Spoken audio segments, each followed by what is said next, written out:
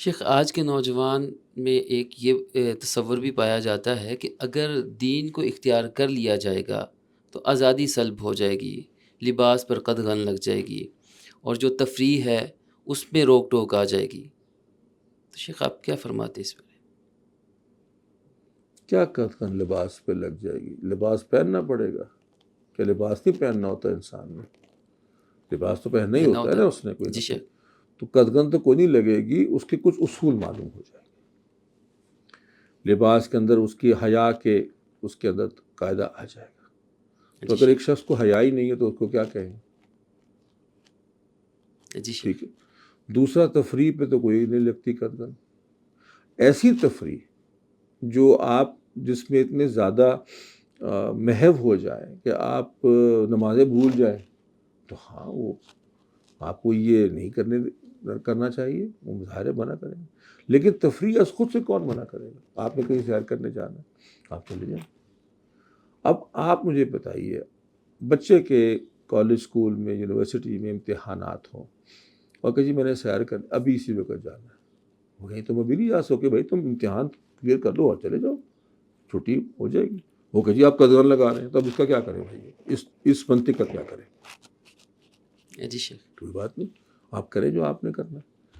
تیسری چیز یہ ہے کہ ہاں، آپ کو ہر اس کام پہ قدغن لگے گی، ہر اس کام سے بچایا جائے گا، ہر اس امر سے آپ کو روکا جائے گا جو آپ کی آخرت کے لیے بری جی ہے۔ شیخ۔ مجھے تو کوئی مسئلہ نہیں ہے، بتانے والا تو اپنے معاملات کھلا رہا ہے ٹھیک طریقے سے۔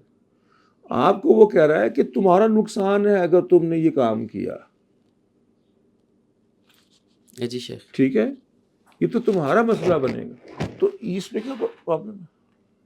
تو میرا یہ خیال ہے کہ تھوڑا سا نا نوجوانوں کو، اور میں سمجھتا ہوں کہ اس دور کے نوجوان، اگر میں آج کا ایک 15 20 25 سال کا نوجوان دیکھتا ہوں اور میں 50 سال پہلے 25 سال پہلے کا نوجوان اس عمر کا دیکھتا ہوں، تو آج کا بہت زیادہ اس کے پاس انفارمیشن بھی ہے، اس کے پاس معلومات ہیں، اس کے پاس ایکسپوجر ہے، لیکن اس کے پاس ایک چیز صرف فرق ہے جو اس کو احساس ہو، تجربہ نہیں ابھی ہوا۔